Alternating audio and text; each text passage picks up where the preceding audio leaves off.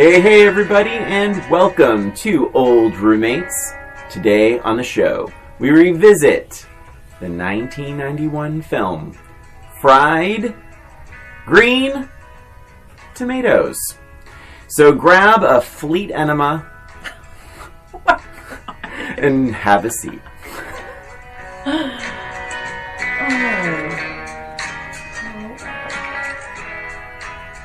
I couldn't resist. Apparently. It's relevant.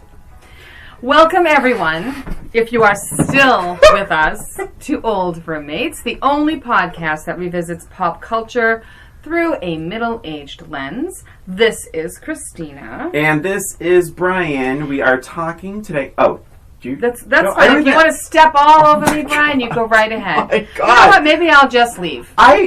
You confuse me. I feel like that's how it usually goes. Why don't you listen to some of our episodes and you'll... I will listen. Fried green tomatoes. So, we start as we always do, where we talk about our feelings about this film. Yes. Then, Christina, 1991, Fried Green Tomatoes. What was your thought way back then? Way back then? 30... I can't even. I just can't. I can't with 30 this. years ago. It's so bizarre to me that 30. it was 30... That 91 is 30. 91. Not necessarily Fried Green Tomatoes was 30 years ago. 30 years ago. But 1991 was 30 years... Like, I feel like it was 10 years ago. Absolutely. Like, literally 10 years ago. I think we've talked about that with the 80s. Like, 80s to me is 20 years ago. Yeah. It's insane. Crazy.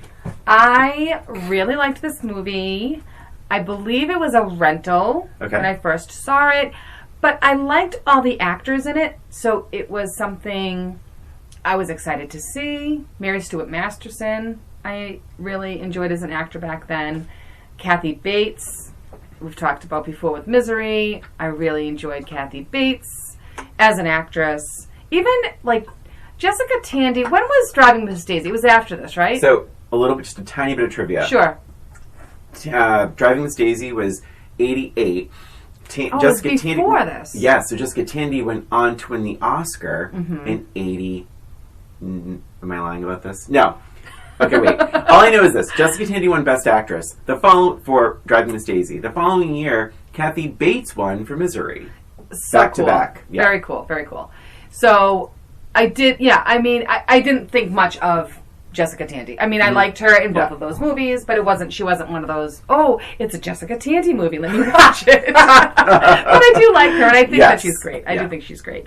So I enjoyed this movie. I thought it was fun. I really enjoyed that it was two separate stories that you're watching, and I remembered really enjoying the Kathy Bates, Jessica Tandy storyline, even though it was 30 years ago and I wasn't a middle-aged woman dealing with all of these, kind of a midlife crisis. Yes. I still really enjoy that part of the story and that friendship. What about you, Brian? Well, thank you for asking. I was disappointed by this film in 1991 because if you remember, at least I do, we talked about this a lot on this podcast, that I remember there being a little bit of hype that this was a lesbian movie. That this was there's this big kiss moment that happens in this movie. That this is a teenage or a young woman's coming of age into falling in love with a woman, and that there's going to be a lot of subtext and even just overt text to this story. And I remember being just a little let down. I was I didn't expect this whole murder mystery subplot. I didn't expect, I'm going to actually respectfully disagree. I was also just a little disappointed then because I thought I wanted more Kathy Bates. She was so good in Misery, and this is her follow-up. And she is kind of more supporting. Really. I think if you were to divide this movie down, it's much more about the past than the current. Yes, I agree. So, just a little disappointed. Did I think it was well acted? Yes, I would go on to say that I was, I think, unaware of Mary Louise Parker at this point in my life. This might have been one of her first movies, right? Well, at least maybe where she's or one of so the in the front. Or when she's at least right, and when she's so a leading lady. And I loved her so natural, so cool, and not conventionally like gorgeous, but like just had such an interesting look about her, and she just like was just natural and lovely, and I could see why anyone. So I'm sorry. Oh, I didn't mean to interrupt you. No, I could see why anyone would fall in love with her. She was so like. I don't know. I can't quite think of the word, but she was just very mesmerizing in this movie. What's interesting about that is I didn't have really any opinion about her from before. I really didn't. I was just like, I mean, she was fine. Oh my God, and I thought she was like the breakout for me back then. Yeah. The other part about that was I didn't really... Okay, so at the time, I didn't really remember much being said about the lesbian aspect of it. I remember it being talked about after the fact, like years later. I remember hearing about it and wondering about it. And I feel like I've watched this movie several times, but I don't remember ever thinking, "Oh, it's a lesbian movie." Do you know what I mean? Like, I never felt like being like it was ever set up that way. But maybe. Did you see it in the movies? Did you mention? I did see it in the movie theater. You did. So maybe it was... I'm telling you, I don't know how that came trickling through. I really don't remember how. Like, but I remember, like, someone... I don't remember who told me that, but he was like, oh, no, that's like, they're lesbians. And I was like, oh yeah, there's... And then you hear, like, well, we're going to talk about the kiss. Like, there was, like, a little bit of hype behind this where, like, it was going to... break through that little wall for a mainstream, although low budget. This movie was only $11 million to make. It made like $120 million. Wow. It was a huge hit, and I think so for mainstream, I was like, oh, they're really this is really going to be about two women being in love with each other. And I don't remember, but I remember just my expectations not being met for that. And I think because I was grappling with my own sexuality issues, that you want to see those kinds of experiences on screen. I think because of that subtext in my mind and it wasn't being fulfilled, I was like, I was a little disappointed with that. Well, here's a little something else too, and it really speaks to how we were watching this differently from each other. The Mary Stuart Masterson's character, Idgie, that character was very similar to me growing up. I was such a tomboy. I wasn't quite as separate from the family or what. You know, she wasn't an outcast or whatever. I wasn't quite an outcast, but I was certainly a tomboy and didn't like dresses. I still don't really prefer dresses. But that part of that character spoke to me, and so I don't think it ever occurred to me that, oh, she's a lesbian. Really, even even then, watching it, like the way they would look at each other, even then. Then I'm not talking about now, right? No, now, I know. Then, yes, it didn't even really occur to me that she was a lesbian back then. Just a little more trivia. Later that year, this movie came out. It won a GLAAD award. Wow! It won a GLAAD award. And I think to write it down. Well, I mean, and we can.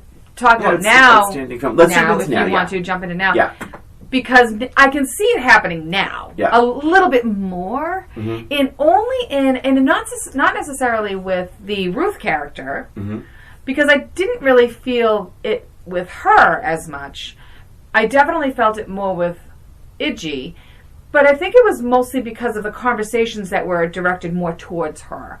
Like, when are you going to be settling down? And she's like, I'm as settled as I'm ever going to be. And things on that level, there were conversations pointed towards her. There were never conversations to Ruth. Right. Because she had been married, and she said it herself. She did the right thing. Yeah. Right? She goes to church, and she, volunteers here or whatever, and then she gets married, and she was doing what was expected of her. But there were never any questions about her sexuality. This is... I'm just getting a little goosebumpy, actually. I have that effect on people. No, I think because when I was young, like, there would be situations where, like, someone who was known to be, say, straight would hit on me, but there was like a smoke screen there because they were married, they had a child, but they would he couldn't possibly be gay because he just got married. I'm not naming names or anything like that, but there were times when you were with me and we would be at a certain holiday party or a certain office party or a company party, and I would find myself in a really awkward situation, and I was constantly like, Brian's gay, but only because the person hitting on me or trying to get me into a situation was married, had a kid, or something like that. So I think with Ruth, she had that built-in like smoke screen, where she could stare longingly at Iggy, and people wouldn't suspect because no, she's a church girl. They even say she's a lady.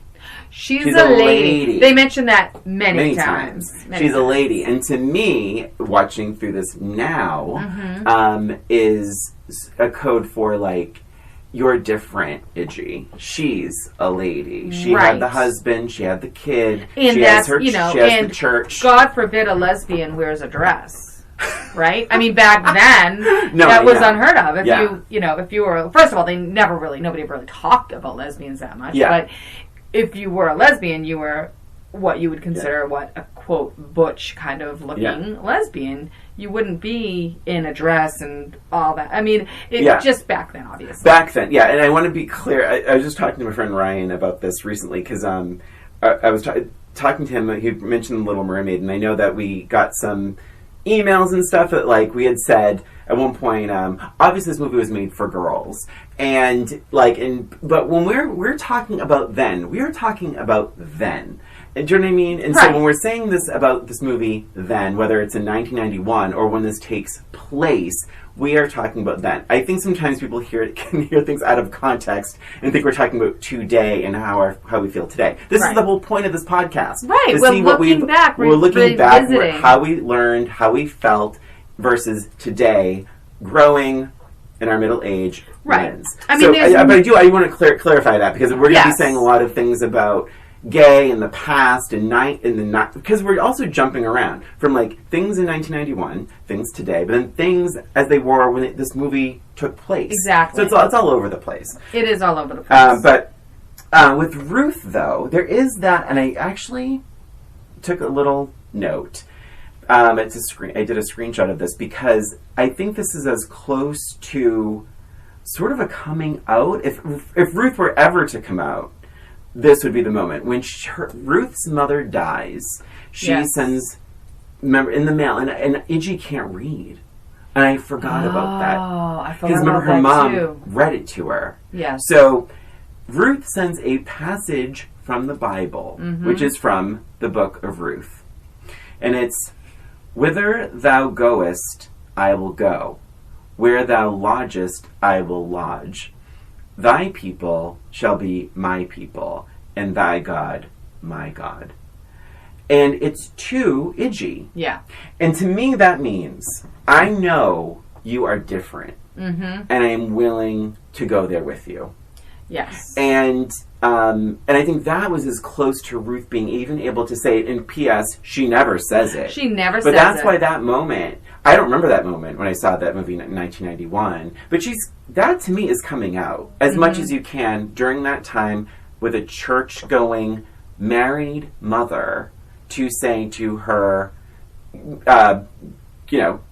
questionable friend, right, that she has feelings for her as well. To the degree of that she would go wherever she goes. Right. And it also is that follow-up, that's, from what I understand, that's the next time they speak from when Iggy had visited her for the first time. And it's very unclear about the timing that goes by. I mean, some of these scenes are so quick, and it's like, all right, so have they not spoken? Right. It was my understanding that they had not spoken because it's back in, the 30s. It's not like they can shoot each other an email, right? But it was when she had showed up and she saw that she had been hit the first time. And Ruth sent her away and said, "If you love me, you will leave." Yeah. Then the next correspondence is when the mother dies and she has this passage. So, to me, it could mean either one. I mean, I think that's definitely a possibility that she's coming out in a way that she can only Yes. only do it for herself or even whatever. But also, it's telling her, come get me. Take me away. Yeah. Take me away. It's okay. I take back what I said. Yeah. Please come back and get me. Yeah. I mean, the fact that this guy was beating her with her mother living in the house, I mean, and then with the mother being dead, you imagine what she was going through. We were really going to jump because... Yeah, this is what we're that doing. Okay? I mean, shallow dives. I'm jumping all around. But that... so, all that to say, I really enjoyed this revisit. Mm-hmm. I do think the movie's too long. And I could tell you where to cut it. I mean, I think that actually, to be honest, I think the scenes, some of the moments are pretty clear for me. Like where I would edit this down does not need to be as long as it is. But that the husband, Ruth's husband, I didn't write his name. Frank Bennett. I mean, he's such a monster, and he's so. And I don't mean to laugh, but like. The abuse is like, are you kidding me? I mean, kicking her in the back down a flight of stairs. You could when she's kill pregnant. Her. I mean, yes, she's pregnant. I mean, you could have. I mean, like, there's like, I mean, and I remembered that scene from before, and I was like dreading seeing it again.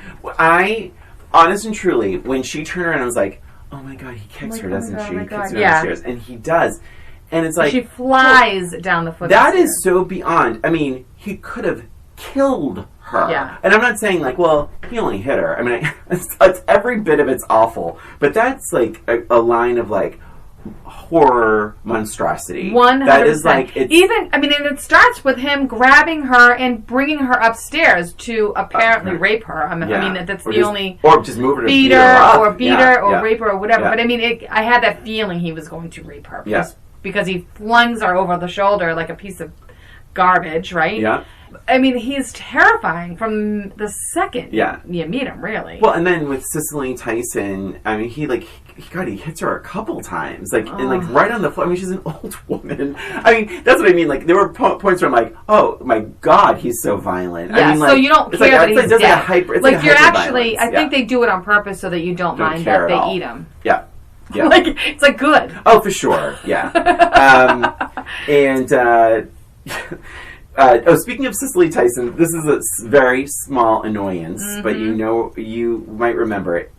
In Misery, Lauren Bacall is in Misery, and the beginning says, special appearance by Lauren Bacall. And I took such, is umbrage the word? Yes. With that, because it's the word. She's in it throughout the movie. She has a role. It's not an appearance. She's in it like 6 times. Right. Cicely Tyson is a full-on character. She's in countless scenes of this movie. She doesn't have a lot to say necessarily, but so it's a special. She's in it throughout. Yeah, she is. Special appearance by Cicely Tyson, and I'm sure that someone's agent hard at work getting a special shout out. Yeah, but I don't think it's necessary, and I don't think it's even true. She has a.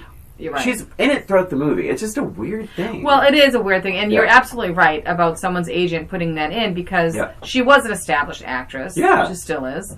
Well, Lauren Bacall, established. She did pass away like a few months ago. Oh, she did? I didn't realize that. Yeah.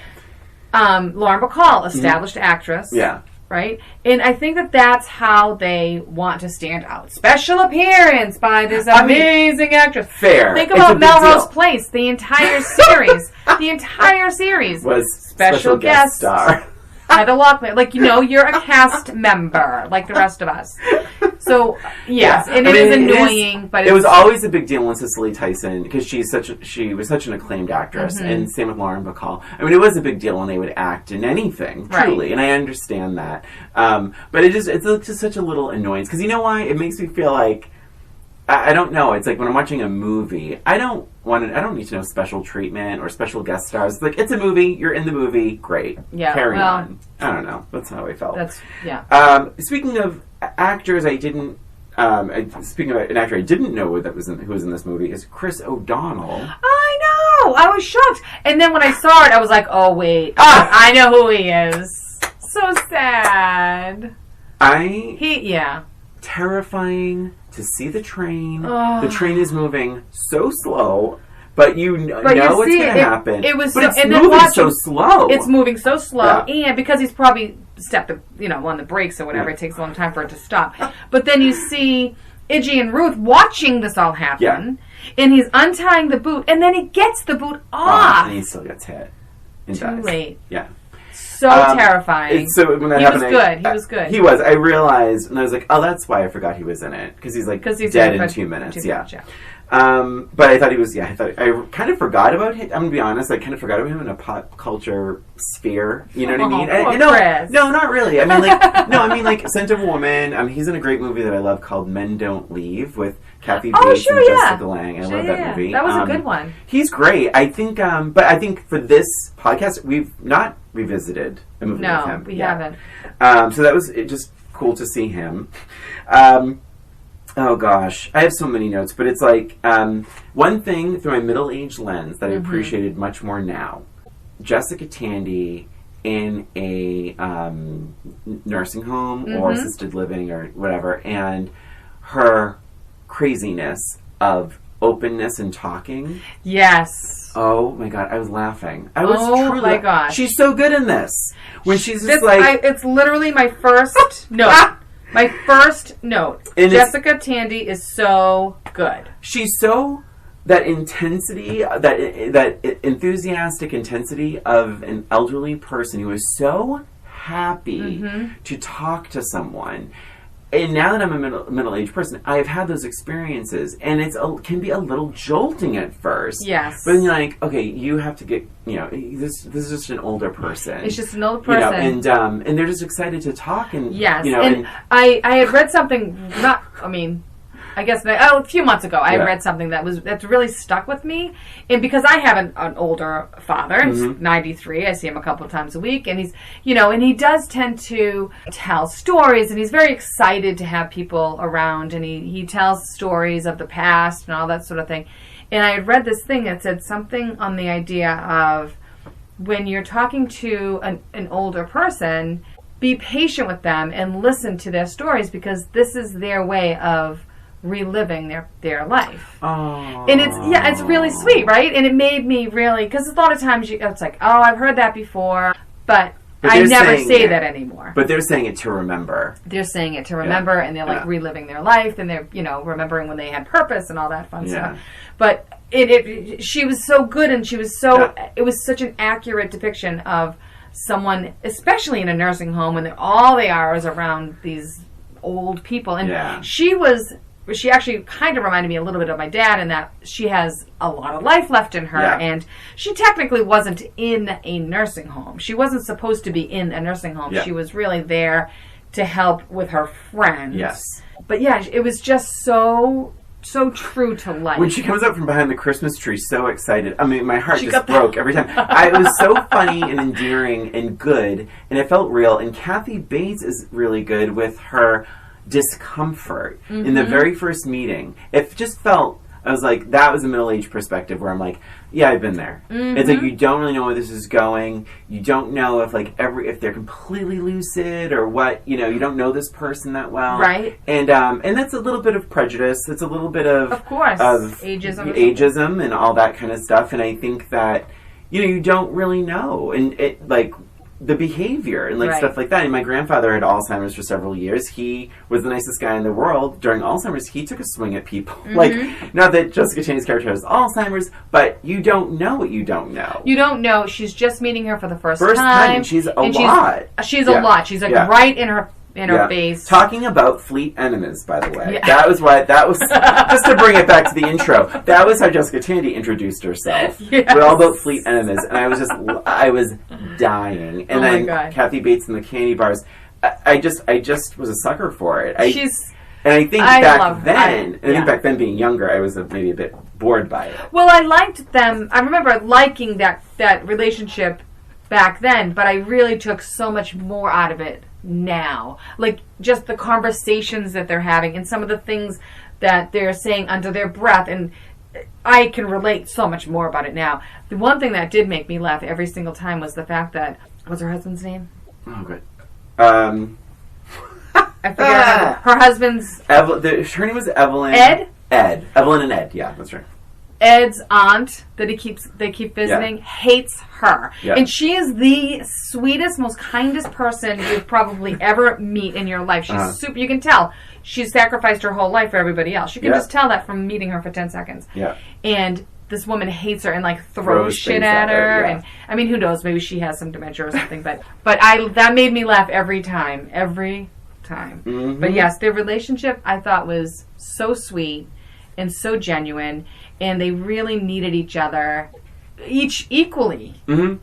Oh, that's so clear. Yes. Yeah. And it doesn't feel forced, because even when Evelyn, Kathy Bates, goes back, she is reading a book. She's not seeking out Ninny, right, is her name. She's not seeking out Jessica Tandy's character. In fact, she's just sitting there almost like very insular with like her little book and a little candy bar, just waiting for her husband to be done. She is not going there in the hopes of seeing Ninny. Right. That happens later on. Sure. But I was like, but that felt real too. Like, it's almost like, in fact, Evelyn doesn't even sit in the same spot. And that to me means she feels a little bit uncomfortable with Ninny. Right. She doesn't know. You know? So that felt very real to me. It felt good. I really found myself missing them when it was during, when they were telling the stories, when we were back with the, in the past. Mm-hmm. I really was just like, okay, like, I know you were talking about like it's too long and you can cut things out. Yeah. I'm pretty sure you and I are probably on the same page where you can cut some of the past stories out. Yes, absolutely. Yes, okay. I missed the Kathy Bates, Jessica Tandy relationship when the story went too long back in the 1920s. Yeah. When it was supposed to be. A big note I have, and yes, I agree. Yes. Yeah, I liked anytime it came back. In fact, I would argue that a little bit of Ed. A little bit of Ed goes a long way. It felt very real to me. Yes. Because he wasn't awful. He was a nice guy. He was set in his ways. He's like, I want to watch the game with my dinner. That's not an outrageous request. But it's something he's done probably the last 20 years of their relationship. He comes home, grabs his dinner, and then she wants more. Yeah. She's feeling that empty nest. She wants to revitalize the marriage, and he's just like, no, I'm good. Yeah. So very real, and he wasn't a villain. He was just a nice guy, and you could tell they really, really did like each other. In a lesser movie would have made him much worse, right, and much more ignorant. And a lesser movie would have made her much more meek. Because before the Ninny influence, she's already saying to Ed, "Hey Ed, I'm trying. Right, she's taking Ed, classes. I'm naked under this. She's taking classes." Like she's like, "Hey Ed, I'm right here." Like, and I appreciated that. I think a lesser movie would have made Ed more of a jerk or just a slob, and it would have made her quieter and mousier. Yes. And we don't have that, and I like it. You're rooting for him. You're rooting for them for it to work. I was. But what I really liked is when she stopped focusing on trying to fix her marriage and started focusing on herself, that's when things started to come together. And I thought that was really nice. Like, he started noticing. Oh, look at, what is she, look at her doing. And it was nice. It was a nice transformation. Yes, he was also noticing because his dinner was drastically changing from fried chicken to sushi. Yeah. And she's knocking down walls. Just subtle little changes, little things. Mm-hmm. A big note I have, because famously on this podcast, we have not given Mary Stuart Masterson a lot of love. Oh, I know. Poor Mary. But she is, in my opinion, so perfectly cast in this. 100%. Hook, line, and sinker. I was with her every word that came out of her mouth, every step she took. This is her character. This is her. Mm-hmm. And I was like, this is the perfect match of what she is great at and a character. Yes. And I think she's fantastic in this movie. I agree. And I was hoping you would say that too, because I was watching it and I'm like, I think she's really, really good in this. Like, this is the role she should be playing. She shouldn't be trying to play romantic comedies. Yeah. She should not be trying to play any kind of comedy. I mean, I think we established that. Yeah. But she's really good at being tough and vulnerable. Yep. Yeah. I think that's really, really perfect role for her. And, oh my God, this movie is 4 years after Some Kind of Wonderful. And she looks younger. She does. In this movie. She does. And I'm sure it's, obviously makeup. But, like, a little bit of lack of makeup, I guess. And I really liked her in Some Kind of Wonderful. Yeah, I felt, I struggled with her. I think you were upon rewatch. Like, yes, back when I was younger, I thought she was amazing. But as an adult, Some Kind of Wonderful, there's some scenes where I'm like, she's playing for the cheap seats. And it's a movie, not a theatrical I felt production. a little more love for her. But yeah, great. And also, the only negative I have with her is just when she's introduced older. I wrote down, she looks like she's wearing a Halloween costume. Oh, the hair! As like a swamp person. Like, there's the one thing of like living in the woods or being a recluse a little bit, or just being so heartbroken about the death of Buddy. But it's another thing, like, because she sticks out. Like, if you're heartbroken and you just hate the world, I feel like it'd be a bit more in her character to be, like, down, drabby, dowdy. And in fact, she sticks out like a sore thumb because it's very dramatic. It's very black and heavy and bulky. It is very dramatic. Yeah, it's I 100% agree. It just looked like a costume to me. And the other thing, and it's not like that throughout. I think it's that first time jump. 100%. Yeah. And then the second she starts toning it down a little bit, which is great because she's getting older and Ruth's influence and all that. But she's also getting older and more mature, and she's becoming an adult, and she's becoming responsible, and all that. But I 100% agree. And one of the bigger problems I have with this movie is the strange time jumps that she has. So that, especially that first one. It seems like it was quite a few years, just based on her appearance, from when Buddy died. Yeah. Okay, because when Buddy died, she was probably, 10 at the most? 9? Somewhere around that area. Yeah. And when you get that time jump, she was probably 15, 16, somewhere around there. They're still trying to get her to get over Buddy. I found it hard to believe that they'd be talking about the same thing for 7 years, and then after about 7 years, now, you know what? Hey, I have an idea. Let's get Ruth back here. Like, it really took that long to get that idea going, because that was what it opened up with, was we're getting Ruth to come back here, and hopefully she's going to be a good influence on Itchy. It just seemed like a long time to be doing that. I would have felt more comfortable it being just a couple years. It just didn't make sense. Christina, it didn't make sense. I hear you, and I don't know.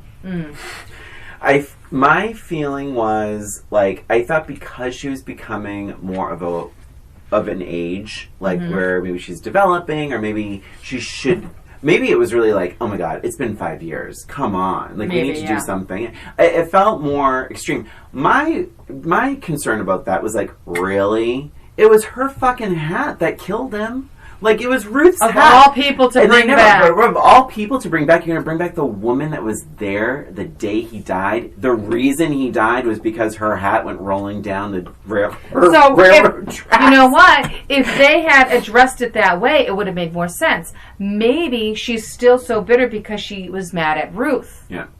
That's the whole thing. Do you know what I mean? They should have had some sort of conversation about that. 1,000%. And then resolve the feelings about that. Then she can move past it. That's my note. That is my note. It's like, where's the argument where it's like, Ruth, it was because of you. Like, your hat. You should have said stop. You should have said don't. It's like you should have done something. And you don't have that. There's no moment. It needed to be that moment. She never, Iggy, for as angry as she is and as devastated as she is for several years, she never says to the woman who was the catalyst for Buddy's death, if you never stepped foot into our family, Buddy would still be alive. And that is the truth. That is 100% the truth. And it's never said. And a lot of her mixed emotions towards Ruth could have been revealed in that argument as well. Yeah. Like, that could have been a turning point. It's a glaring because thing. You know what they say? There's a fine line between love and hate. Yeah.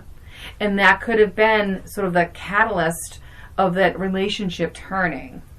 There is also that moment where they're walking across the waterfall, Buddy, Ruth, and Iggy, and a young Iggy, and Iggy reaches her hand back to hold Ruth's hand. Mm-hmm. What was your take? Like, do you think, even at that age, like, do you think she thought Ruth was very pretty, or did she want... Because you know what's weird is that, like, so Ninny is telling the story. Ninny is revealed to be Iggy. There is a... Well, there's a controversy about that, but we can talk about that near the end of the movie. Okay. Yeah. Because one line in that flashback is, all the girls loved Buddy. Even me. And I'm like... She said I had a crush on him. Yeah, okay. Well, I'm like... Then at the movie, I said to Carl, Carl was watching with me, I was like, she had a crush on... Is that her brother? Or cousin? Or what is it? That's her brother. And Carl said, well, it's the self. It's just a joke, but it was like a different time. But it's like, it's a weird voiceover. It's like, mm-hmm. I had a crush on him, and you find out later, it's like, wait a minute. Right. Right. And. So my take on that was, she and Buddy were very close, and that indicated to me that she was accepting of Ruth into kind of like their little triangle. I mean, that was sort of like, because I felt she was a little young to be developing any real feelings for Ruth. Yeah. And even at that age, if she did have those feelings, she would have been a little bit more resentful of the two of them together. Yeah. Like, that would have been acted out. Mm-hmm. So, I mean, that's just... I'm just speaking I as, like, a mother like, sure. at this point, but... I wonder, too, it's like the whole thing with, like, remember, she goes to kiss Buddy, Ruth, and she moves the umbrella to cover them so that Iggy couldn't see. I thought it was more of, like, a self thing, honestly. That umbrella moment. Was more of a what thing? Like a self. Like, oh, I'm a lady. I need to, yeah. So because of that, that's what I was thinking, like, oh, Iggy is just, like, understanding, like, this is how she probably should be behaving. Like, as a lady, very proper, and in dresses. Because that was the whole thing, like, Iggy didn't want to wear a dress, the whole thing. So it was just, like, this kind of layered thing. And she had a smile. Iggy had a smile on her face when they did that. Yeah. It wasn't like she was jealous. No, like, I think she was very accepting of her in their life. I do think, after the flashback, I really do think the Marys have really a bizarre amount of chemistry. Like, Mary Stuart and Mary Louise. I was just, like, all in on, like, the chemistry they had and, like, the way they would look at each other and now I notice it much more, and I was not disappointed versus then. Agreed. Because I was like, oh, it really is there. I think I just wanted it to be more overt. But for the time and to think back, it's like, oh, I actually did push. So it was 91. So how old were you when you saw it? 19. Big 19. reveal. 19. Big 19. reveal of his 72. age. 91. Well, because, so I thought you were maybe a little bit younger than that when you saw it. But I definitely think that's a middle-aged lens that we're looking at it, because I agree. I also felt it was a little more obvious with the glances and the looks and all of that. I still felt it was a little bit more one-sided watching it now, but there was definitely a curiosity. So anyway, yeah, that's kind of how I sort of interpreted it. I think she was curious about it, but she wouldn't act on it. Who? Ruth? Ruth wouldn't act on it. But Iggy would? No, I don't think Iggy would either, but she was a little bit more obvious about how, as a person, like what she liked and what she didn't like. I don't think anybody at that time would have felt very comfortable saying, I'm in love with you, Ruth. I mean, maybe, I don't know. In the South. So, when I think about, so I watched this last night. It was like just last night that I watched this, and there's the scene, and I'm telling you, I said to Carl, I was like, I swear to God, I remember them kissing. Like, I remember them kissing. And it's just, she just kisses her on the cheek. Yeah. And then runs into the water. And in my memory, I'm like, oh my God, I thought Mary Louise just gave her a quick kiss on the lips and jumped in the water. Yeah, no. And that didn't happen. Oh my God. The brain is a scary, scary thing. Yeah. And then the other thing was, when she's on trial and she's, being questioned as a witness, she says, he says, the guy's like, why? And she's like, she's the best friend I've ever had, and I love her. Mm-hmm. And you see Iggy's face, like, almost blush. She sort of, like, it softens. It's definitely, yes. And I think it even surprised her how deep the feelings were. Mm-hmm. And it was just so different. And again, lost on me in 91, but now it's like, wow, that was really, like, quietly emotional. It's, and it's one... It's absolutely, like, up for interpretation, too. Yeah. I think that when you're watching it, you can watch it one way, and you can watch it another way. And I think that makes it a good movie, because you can have those different interpretations. Behind the scenes, both actresses wanted it to be more overt. Mm-hmm. And I don't know, it just didn't happen. Fannie Flagg thought it was going to be more overt. Mm-hmm. It's so funny, Fannie Flagg is in this. She's the writer of the book that's based on So this was originally, when it was being adapted for a movie, the original writer wanted it to be a musical. She wrote songs and everything. Oh, wow. Carol Sobieski. And then Fannie Flagg and the director worked on it, I guess, multiple times, and made it the movie that it is. But I think Fannie Flagg even wanted it to be a little more obvious, that there was a deeper connection there. Right. Definitely. I think there's plenty of people out there would be like, that's a lesbian movie? Like, I think a lot of people would be surprised about that. Let me look at some of my notes here. I do have some quotes. Have not even can I read some quotes? As yes. Some quotes that just really stuck out to me. Jessica Tandy as Ninny. A candy bar ain't gonna hurt you none. And Kathy was like, 11? She's like, 11. She's like, and then the kid in the grocery store, and he's like, and he says something to her, and she's like, hey, and he gets in the truck, and he's finally just so annoyed with Kathy Bates, and he's like, beat it, you old bitch. And I busted out laughing, and I shouldn't have, but I don't know why I found that so funny. I did feel like the young people were incredibly, like, almost unbelievably rude to Kathy Bates in this movie. No, I don't think they really would be like... Especially in the South. It's all about manners and respecting your elders. And I really feel like a middle-aged woman is more ignored than picked on. Like, teenagers don't pay attention to any, like, middle-aged women. Remember, Kathy, is that character, Evelyn, she does go after that young guy. Yes, but after he pushed her over, and he yells at her first. Oh. He pushes her over, and she said something like, move over, you bitch, or something. and that's why she went after him. That's why she was, like, running. And then, of course, it was the scene with the parking. Yes. That's a famous scene, Fantastic. And it's so fucking awesome. Fantastic. It's just... I loved it then. It was so surprising then. Yeah. And you wanted to just stand up and cheer for her. Although, that is in the trailer. It is, yeah. But it's even so better. Good. But it's even better in context. It's funny. That doesn't usually happen. But in the context of the movie, it is so funny. Yeah. And her laughter is so contagious. I was laughing my ass off. Yeah. And that laughter just felt so real. I watched the documentary after the movie. And she was saying it's like, it was so hot that day. And she's like, as long as the car has air conditioning, it's fine. Right. The car was supposed to have air conditioning. It didn't work. And then in between takes, at one point, she like got up and she just like slammed the door. She was really hot. And the car window shattered. And she's like, oh my gosh, I didn't mean that out of anger, I swear. She was so afraid that the tabloids would pick up on it, that she's like a diva. But then, so you have that broken window, so when she hits, like, face it, girls, there's no window. Yeah, the window broke. But, like, but that is just a funny, it's such her a laughter funny is so scene. great in that. Face it, girls, I'm older and I have more insurance. Yep. So classic. So classic. She has a great line, too, where she's like, oh, Ninny, I'm too young to be old and too old to be young. Yes, I have that written down as well. It's the best. My girl, if I hear ya. If I had a nickel. I hear you. That's going to be our new tagline. Yeah. We're too young to be old, too old to be young. The only podcast that's too young to be old and too old to be young. And very relatable, though. When she said it, I was like, oh my god, I feel that way frequently. Like, I don't feel 49. No. Like, And you know what, Brian? You don't look it either. Oh, thank you so much. You're welcome. And likewise. You're welcome. Thank you. You don't look 65 at all.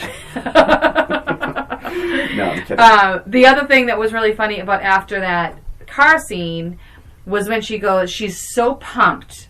She's so proud of herself for standing up for herself. She goes to the nursing home. She's talking to Ninny, and they're, she's going on and on,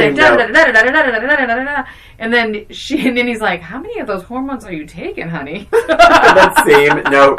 Well, she's so funny because Evelyn is like, she has. Then I'm gonna take a machine gun and shoot it at all their genitals, and she's like, yeah, in that line, how many of them hormones are you taking? Oh my god, it's so good.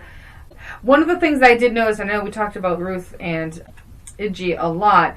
It did feel like they had a stronger friendship before Ruth got married. Do you feel like that was quick? And I actually have this known like throughout this whole movie, but I felt like a lot of the scenes and time frames were really quick. I don't know if you felt that way at all. It just felt like so she came back to help Iggy. Mm-hmm. They went on that train. They had that awesome train scene with them throwing all the food to the poor. So great, so great. And then it was like that same night she was saying, I have to get married. Right? I'm planning on getting married. Yeah. And it was not long after that. Like, it didn't show a lot of their friendship. And then she got married, and then she doesn't see her for a long time. She doesn't even go to the wedding. She's just, like, looking from afar. Yeah. So it just seemed like a lot of these, like, snippets were strange. But I also will say, at the end of the movie, I was sort of thinking about it, and I'm wondering if they did that intentionally, because it is someone telling a story of the past. She's just telling her stories. Mm-hmm. She's not necessarily doing this chronological. I mean, she's kind of doing it chronologically, but it's like not like she's saying, this is the life of Iggy and Ruth. It's not like that. She's sort of just talking about different snippets. So I'm wondering if it was even done intentionally. Well, I think it was also a bit with the screenplay, because I remember that little jolt of like, I'm getting married. It's like, oh my god, we had this awesome time. I kind of think you're a lesbian. I'm kind of in love with you. And then it's like,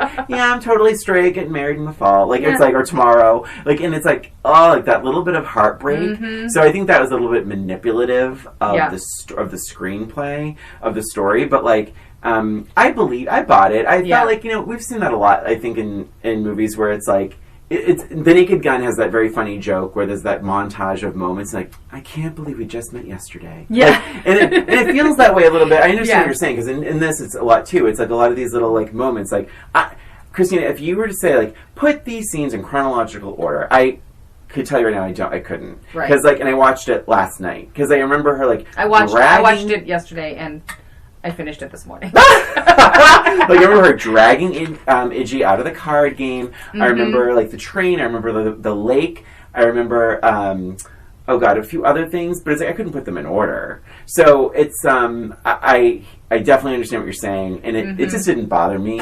But I know what you mean. Yeah. I think it was a bit more like the movie playing with us and, like, wanting to break Iggy's heart a little bit. Yes. Should we take a break? Yeah, we could probably take a break. Okay. I think that's a wise decision. We'll be right back. We'll be right back. Hey there, it's Brian and Christina. We just wanted to take this break to thank you for listening to Old Roommates, the only podcast that revisits pulp culture through a middle-aged lens. Please subscribe to Old Roommates on iTunes, Spotify, and wherever you listen to podcasts. And give us a rating or review while you're there. And if you have any questions, comments, or observations, shoot us an email at oldroommatespod@gmail.com. And follow us on Facebook, Twitter, and Instagram at Old Roommates. Thanks for listening, and now, back to the show. And we're back talking about fried green tomatoes. Christina, any final thoughts? So I have a few... Actually, mostly quotes. Okay. Again, with the relationship between Ruth and Iggy, I thought it was interesting that when she visits her at the house, Ruth says to Iggy, "Do you have a fella?" But she gave her like a really weird look. And I noticed that look right away.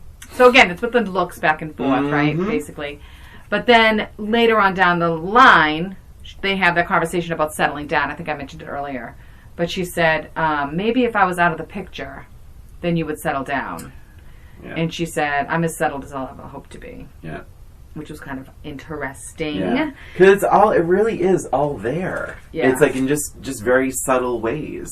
I do agree, like the court scene and the murder and all that kind of stuff. It was just, I don't know. I feel like they could have done a lot less of that. But it was also the reason why she was telling the story in the first place. Correct. So I don't know how they would really get rid of it. You had said the thing about the time jump. My question with the murder mystery was, remember, this was 6 years, right? Yeah. 5 years? Because he was oh my God, Buddy Jr. was literally an infant when this murder happened. In the trial, Buddy is at least 6 years old. Yes. Which means the detective never gave up the case. And maybe It's they don't. so dumb. I don't know. So dumb. But it's really, for a guy, the only person looking for Frank Bennett is you. Right. I mean, come on. And he was trying to prove that she did it based on one thing that she said. Once said, "I'd kill you if you came back," or whatever. Which I would argue, that scene that she says that, it's what's his name? Big George. Big George, loved him. Big George's friend, who was ready to kill Frank Bennett anyway. Ruth and Iggy. Well, so where was the... Well, he said it was his someone side. He was his hired hand or something. Yeah, somebody heard it. Sure. So stupid. Sure. So, but I was just surprised that they cared that much. The detective cared that much. And I'm sure they do. But it's in the South, there's one guy missing. No one cares. I mean, what happened? Is it just couldn't it just be a cold case? But then it rained a lot, so the truck was pulled up and it restarted the case. Right. But I don't know. That's probably the least convincing part of this movie for me. Agreed. Yeah. Agreed. Her death was so sad, Ruth's death, but I think that they missed the opportunity for Iggy to say "I love you" to her. Yeah. To have a conversation. I kind of liked that there was, because she said, I don't know how to say what I want to say to you, right? Something like that. And Ruth says, just tell me a story. Right. Because Ruth knew. Ruth knew everything. And I actually really liked that, to be honest. Again, middle-aged. Yeah, I was waiting for... that unrequited... Because you can't... And because my final note is the food fight. So, in the documentary, John Avnet, the director, said that food fight's really important in the movie. And I laughed. I thought it was great. Very funny. I love when the cop says, "What in the name of Christmas is wrong with you two?" But just her smashing her with the blueberries. Yeah. So they only had one chance to get to shoot that scene because they didn't have the budget for cleanup and for more props and all that. So good. And they said, you can use this, this, and this. But then the actresses could not share how they would use them and at what point they would use them. And they could just go crazy. And they had a blast. It was really, really fun. And they wanted them to get really messy. Yeah. And the way the director felt was that this is them making love. Mm-hmm. Oh my God, I'm so stupid. So you got that. Yeah. So Carl... Well, it was their only physical... Carl said the same. Carl's like, oh yeah, of course. It was the only time they had that opportunity to have that physical relationship. He said it was the only... Carl, because I was like, oh my gosh. And Carl's like, oh yeah. He's like, because they weren't allowed to touch each other in public. Or any, really, anyway. So then they ended up having food fights every night. You know that, right? but the moment was lost on me. I did love it, and I thought the acting was so great, and it was very funny and playful. Well, so wait, so you're telling me that girl-on-girl action was lost on you? Yeah, there you go.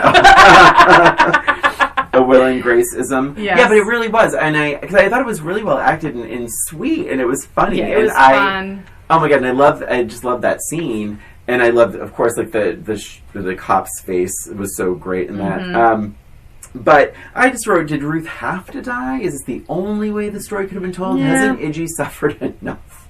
I guess... But it seemed like the right thing to do, to be honest, to kill her. Yeah. I think... and I think I was okay without her saying, listen, I'm in love with you. Yeah. And I think Ruth loved her so much that she's like, you don't have to say that. And, like, you don't have to confess it to me. It's almost better that if maybe that we don't. And although I've heard enough about the stupid duck story. I know. Like, I really wish they hadn't done... I wish they had left the middle one when she was starting to tell it. She said the duck story again. She literally started to do it 4 times. Yeah. Because she said it to Smokey. Yeah. And then she started to say it to the son, and he's like, I heard that song. I heard that before, which was funny.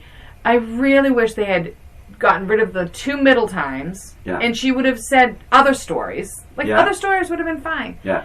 And then if she came back to that story at the end, how sweet would that be? If we hadn't heard that story since Buddy said it in the beginning of the movie.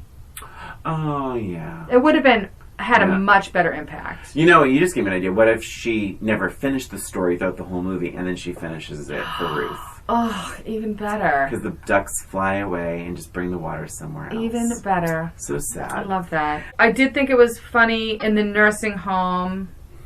Well, it was sad first, when she thought Ninny had died, and she comes in, and that nurse, so cold. She's ripping all the things. I was just told the woman in here died. Right. I mean, seriously. Really? That's your bedside manner? That's how you would say it. This is obviously someone who knew Ninny. You're not going to say it She's that already way. upset. Why would you just say it that way? I was just told someone died.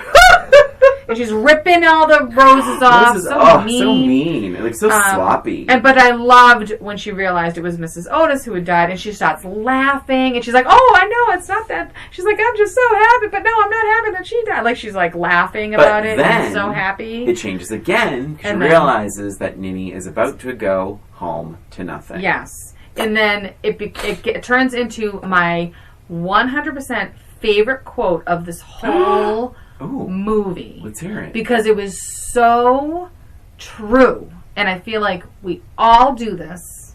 We all do it. And I try not to. And even with me not trying not to do it, I still do it. Ninny says, someone should have told me I'm old, not a child. And I feel like people treat old people like children all the time. And I'm constantly talking to my siblings about this and being like, look, he can make his own decisions. He's not in a coma. He has a brain. It's his life.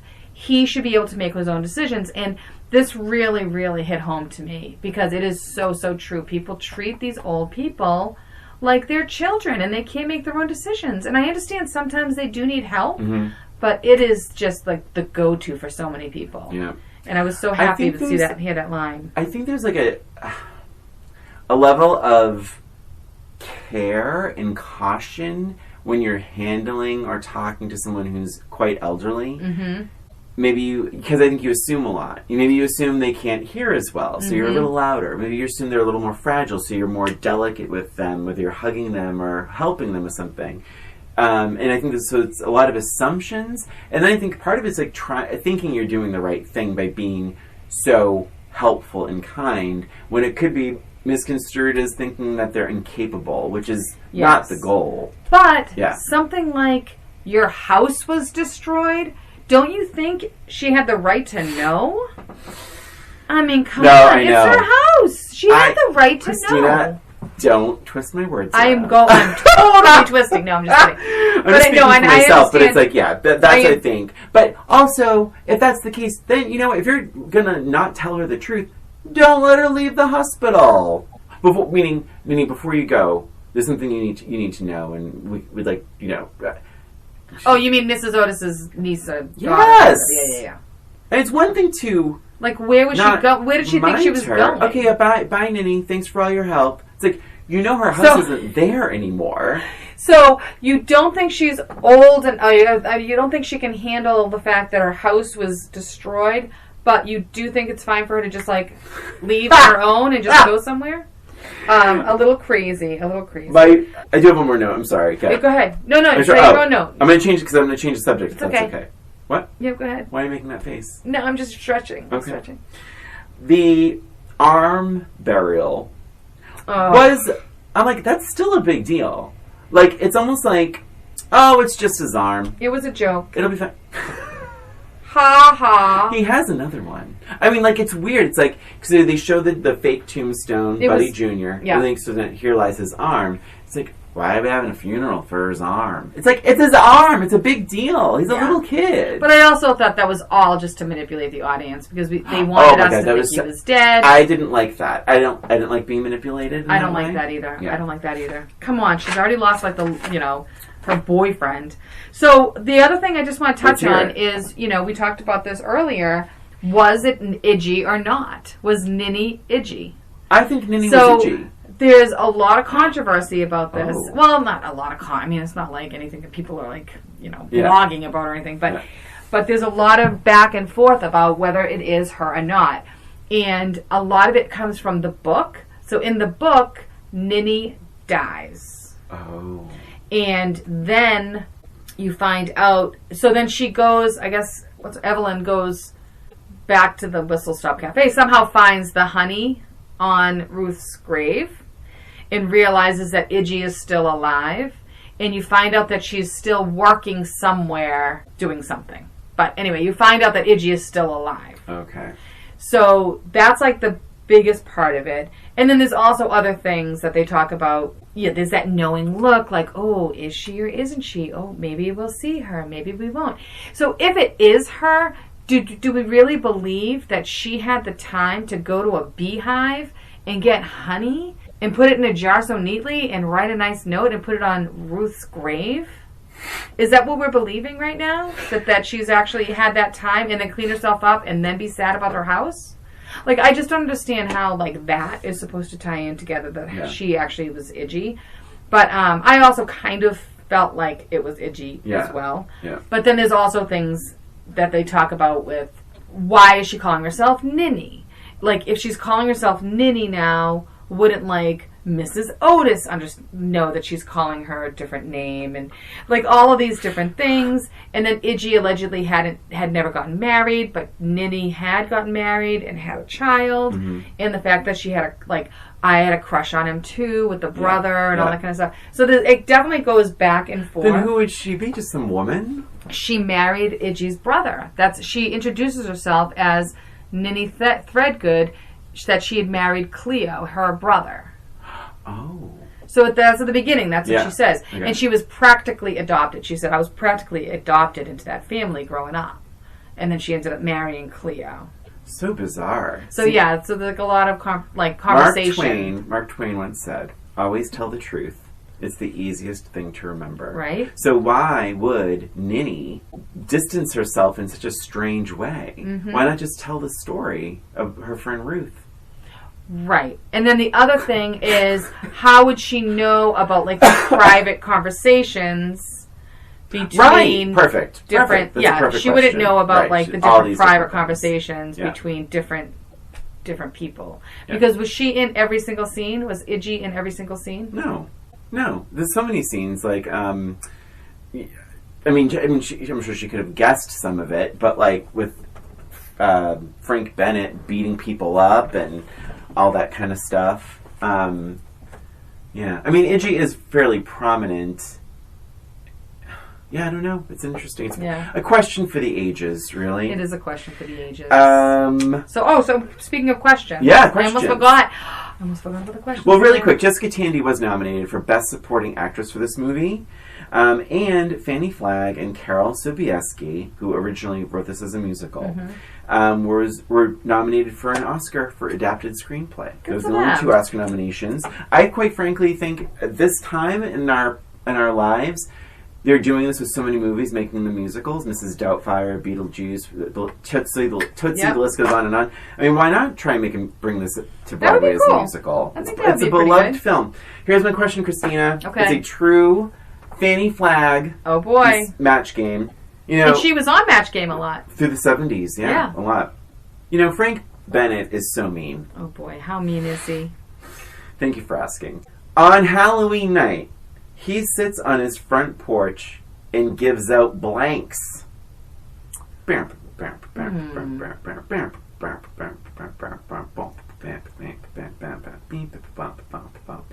already wrote my answer down. So. Well, it's not my strongest answer, but I think it's pretty good. Should I? Oh, yeah, you have to write it down. That's how the game works. I know, shut up. Oh, my God! All right, so Frank Bennett is so mean. How mean is he? On Halloween night, he sits out on his front porch and he gives out blanks. Ding, ding, Christina. Insults. Very good. Very good. I don't know if it's a match. I put Indian sunburns. Oh my gosh. Spankings. Oh my gosh. Because he's so funny. physical. He's like he is a physical violent, person, yeah. You know? Yeah. But I could see him just being like, so you're rude. ugly. Just All right,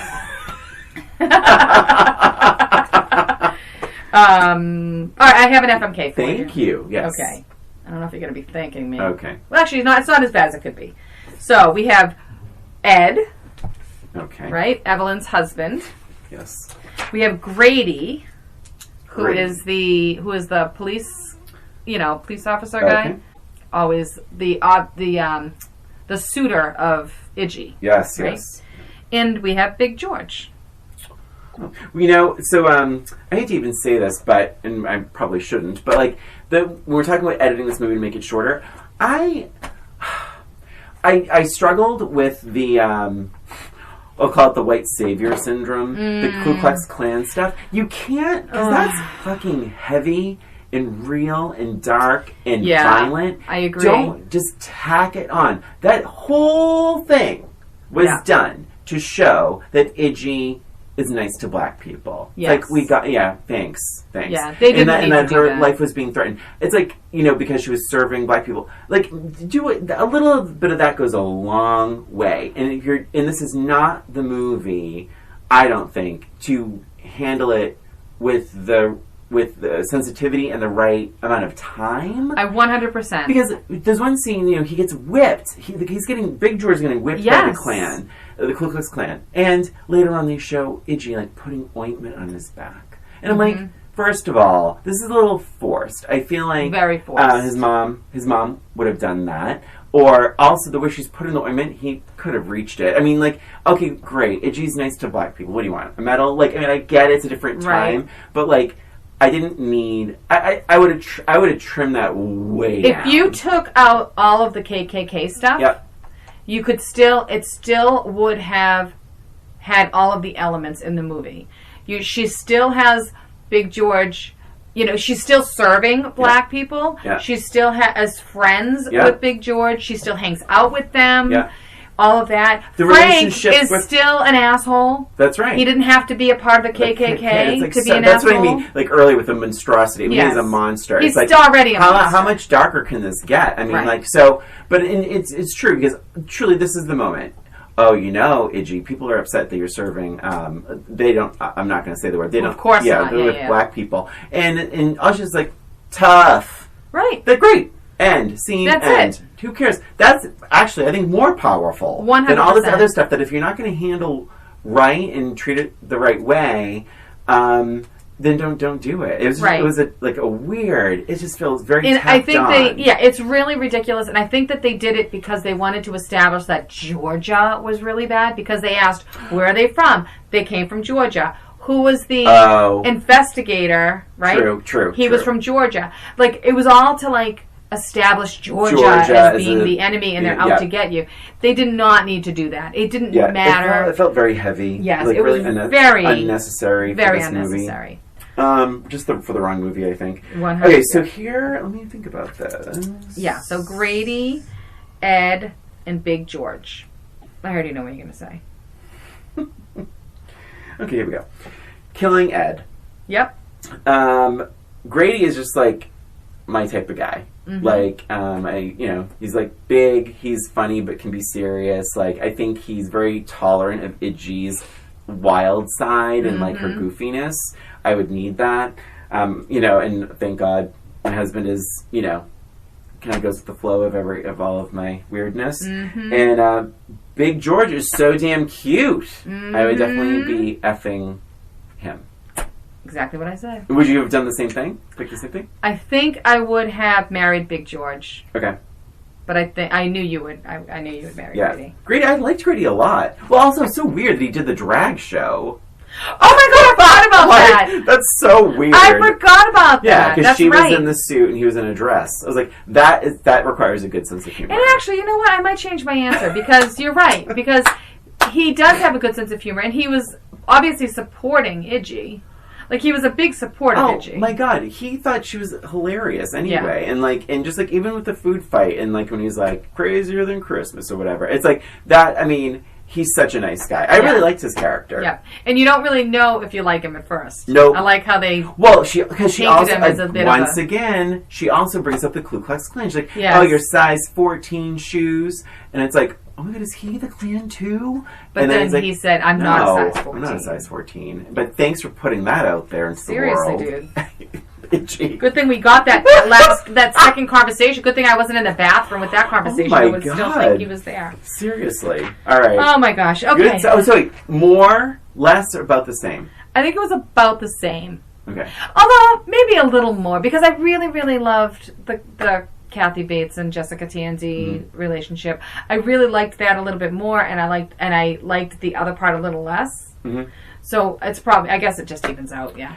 I mean, I liked it a lot more. Yeah. A lot more. But we didn't really love it that much last time. No, that's right. I was just like kind of disappointed by it. But this time around on rewatch, I hadn't seen it, like I said, probably 30 years, and I loved it. What a great movie about friendship and unrequited love and so many other things. But I thought it was just done so well with so many good performances. And that's that. And that is it for us and for this episode of Old Roommates.